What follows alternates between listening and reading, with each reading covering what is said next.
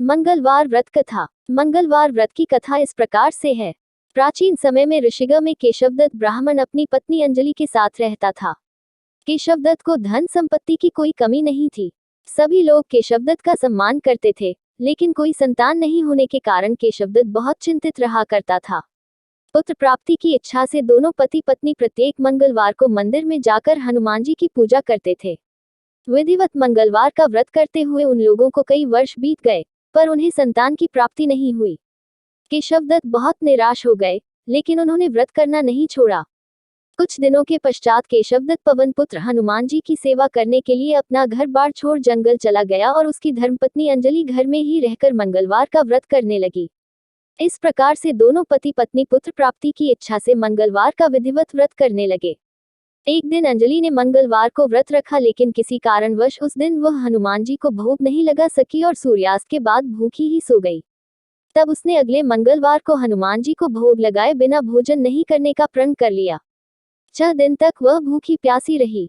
7वें दिन मंगलवार को अंजलि ने हनुमान जी की विधिवत रूप से पूजा अर्चना की, लेकिन तभी भूख प्यास के कारण वह बेहोश हो गई।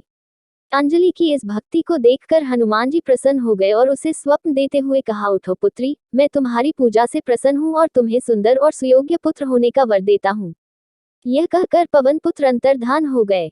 तब तुरंत ही अंजलि ने उठकर हनुमान जी को भोग लगाया और स्वयं भी भोजन किया। हनुमान जी की अनुकंपा से कुछ महीनों के बाद अंजलि ने एक सुंदर बालक को जन्म दिया। मंगलवार को जन्म लेने के कारण उस बच्चे का नाम मंगलप्रसाद रखा गया। कुछ दिनों के बाद केशवदत्त भी घर लौट आया। उसने मंगल को देखा तो अंजलि से पूछा, यह सुंदर बच्चा किसका है? अंजलि ने खुश होते हुए हनुमान जी के दर्शन देने और पुत्र प्राप्त होने का वरदान देने की सारी कथा सुना दी, लेकिन केशवदत्त को उसकी बातों पर विश्वास नहीं हुआ। उसके मन में यह कलुषित विचार आ गया कि अंजलि ने उसके साथ विश्वासघात किया है और अपने पापों को छिपाने के लिए झूठ बोल रही है। केशवदत्त ने उस बच्चे को मार डालने की योजना बनाई। एक दिन केशवदत्त स्नान करने के लिए कुएं पर गया। मंगल भी उसके साथ था।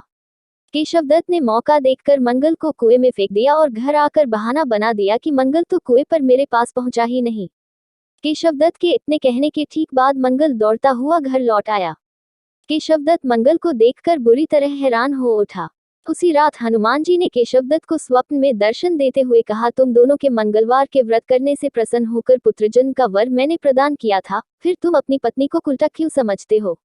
उसी समय केशवदत्त ने अंजलि को जगाकर उससे क्षमा मांगते हुए स्वप्न में हनुमान जी के दर्शन देने की सारी कहानी सुनाई। केशवदत्त ने अपने बेटे को हृदय से लगाकर बहुत प्यार किया। उस दिन के बाद सभी आनंद पूर्वक रहने लगे। मंगलवार का विधिवत व्रत करने से केशवदत्त और उनके परिवार के सभी कष्ट दूर हो गए। इस तरह जो स्त्री पुरुष विधिवत रूप से मंगलवार के दिन व्रत रखते हैं और व्रत कथा सुनते हैं, अंजनी पुत्र हनुमान जी उनके सभी कष्टों को दूर करते हुए उनके घर में धन संपत्ति का भंडार भर देते हैं और शरीर के सभी रक्त विकार के रोग भी